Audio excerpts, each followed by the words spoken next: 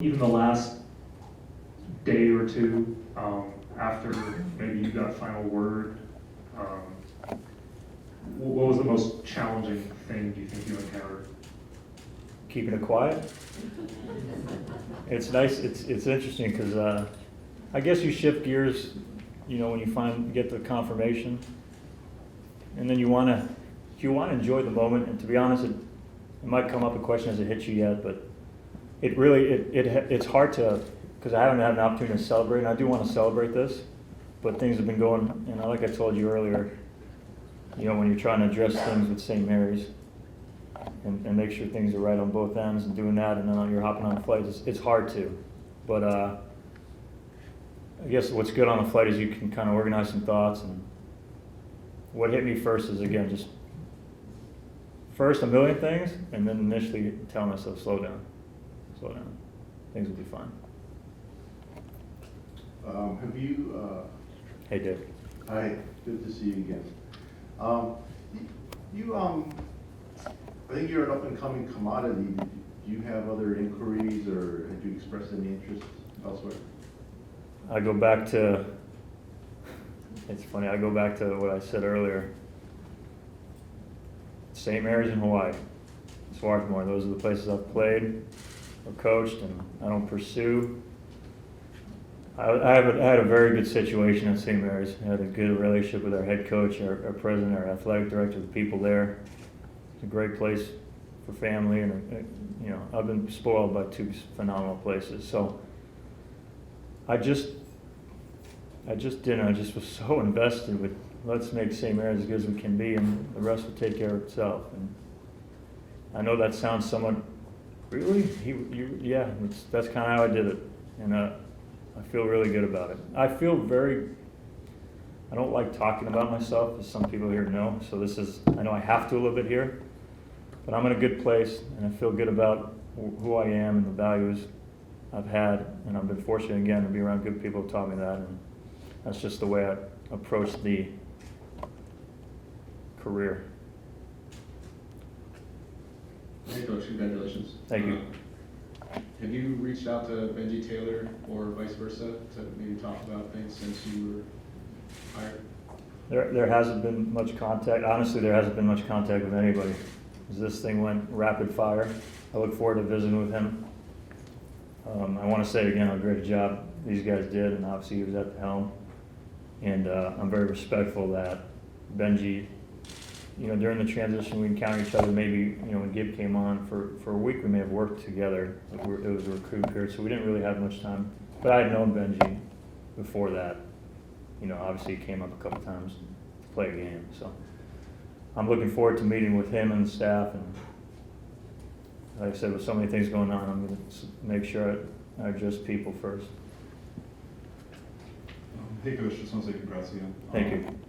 You said you talked to the players this morning. What were some of the reactions or responses that you got from some of the players? Without going into too much detail on it, I wish I had more time with them. I mean, the focus of that was because I wanted them to hear from me before this happened or heard anything else. And it's a tough situation. And I actually shared with them, I've somewhat been there. I've been in a transition here, actually. And I told them how I approached it. And I'm so invested where I'm at that I wanted to make sure, it was an uncertain time for me. I thought it was important to be open with them and candid and speak from the heart. So I talked to them about what a great place this is, and there are people telling you things in your ear about certain guys. I wanted to come in, and I hope they would too, with open-minded and flexible. I'm not gonna, we try to set individual meetings.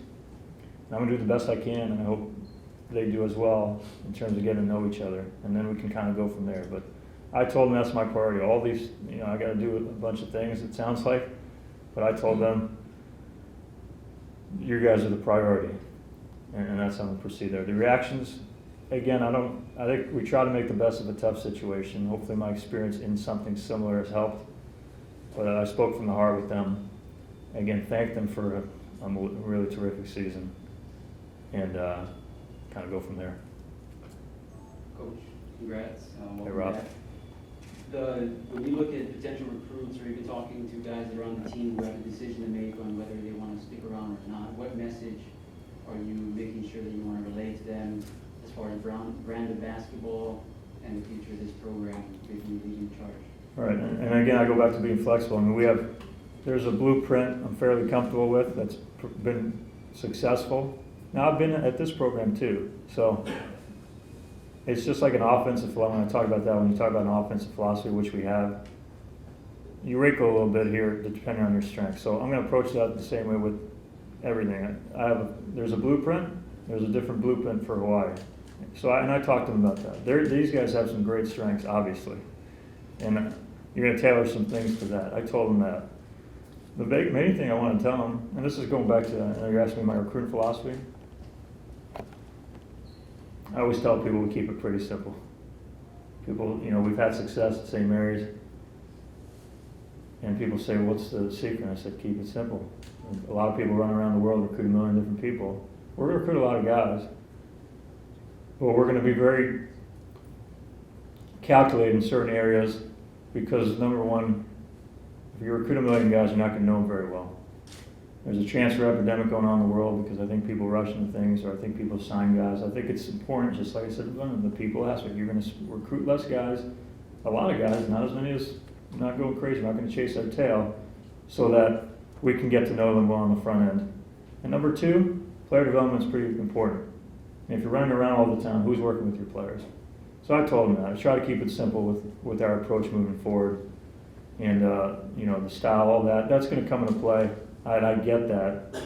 Right now, we just got to make sure. The other thing, here's, what we're looking for, high quality people, good players, people who want to be at Hawaii and understand how special it is. And it's very special. Coaches, one of your first orders of business is going to be assembling your staff, and you feel like you have some people who can come in on short notice. Yeah, I mean, it's funny as you go through the profession, if you're doing your due diligence, you got a list of the recruits, and you don't treat it differently in terms of the coaches. You know the good ones out there. There are a lot of good ones. And then you guys, you have to, again, the same thing with the players as with the coaches. One, I have to visit with the guys here, and I'm looking forward to doing that. And then I have the guys that will fit the requirements we're talking about. Great people, great coaches, understand Hawaii or want to learn about Hawaii and want to be here. I think continuity is very important. Congratulations, Coach. Thank you. Just wondering if you had any trepidation or concerns about the NCAA investigations and controversies going on with this program? Good question. I'm not so much at liberty to discuss any specifics. I think there's some uncertainty there. The way I'm approaching it sounds like the people in compliance, and we have a great compliance department, has done a great job tackling what they could do and making the best of a tough situation. And like I said, I'm ready for the challenge that could come. I'm not going to run from it. We're not going to run from it. We're going to tackle it head on, like I said, and approach it the right way and make sure we don't have any issues moving forward. But we're definitely not going to, unless someone tells me how the excuses help you, we're not going to go looking for excuses. We just got to be very prepared. Holding the fort down for 5 games is a lot different than what you're embarking upon now. But what were some of the things you learned from that? Because it is different. The 5 games is the same. No, I know there's a different level there. It helped. It helped a lot. It was, it's funny looking back. I think we actually had lost 3 in a row. We were 9-0 coming in here into the Diamond Head, and we had lost 3 straight games. And we come back to St. Mary's, and our next 3 games are at Pacific, who was opening up their first game of Big West playing Bob Thomas and longtime coaches in there, and every place is rocking. And then you're at Gonzaga, so you're at Pacific, at Gonzaga, at Portland, and Coach Bennett just said, all right, Ganot, all yours, good luck. So it helped a lot because you have to make in-game decisions. Randy Bennett I can't talk enough about his influence here. he has put me in as good a position in terms of responsibilities, and I've asked for responsibilities, as many as you can have. That's all you can do. You know, at times as an assistant, you can't really get your crack until you get your crack. And so, you know, at least I had a 5-game stint where I ran the program for 2 weeks. I couldn't speak with coach. And I had an opportunity to be coaching in games and making all those decisions. So I can at least safely say that I've now had every aspect, I think, of running a program. And that's where it goes back to working your way up and starting as a volunteer. I think it's important when you manage a program to know how it works, and I know that. But it did help in terms of obviously the in-game, maybe a little bit more media responsibilities, running practices, meeting with your team, your staff. It was an invaluable experience for me. Coach, congratulations. It's a two-parter. One, how much have you been briefed on the NCAA allegations? And two, you're coming from a place at St. Mary's where it was currently in an NCAA investigation and had recruiting sanctions. How did you find the atmosphere change, and how do you plan to temper that here when something does come down? Well, a couple things on the NCAA, and I don't know how much liberty I'm allowed to tell. I've got a lot of meetings lined up to get briefed a little bit more, so I really probably know as much as you guys. In terms of at St. Mary's, I wasn't part of what when I returned, that whatever had happened was before I got back. And I take great pride in this. I was part of the rehabilitation process. They put me in charge of overseeing. So it kind of, when I first came back, so it's been 5 years of which we haven't had issues. And number 2, we've won. So I'm very, it's unique. It's not some, I mean, I have some experience going through what could come on the horizon here without being involved in what had happened there. And I think that could serve us well. Anything else? Okay, thanks everybody for coming. Thank you.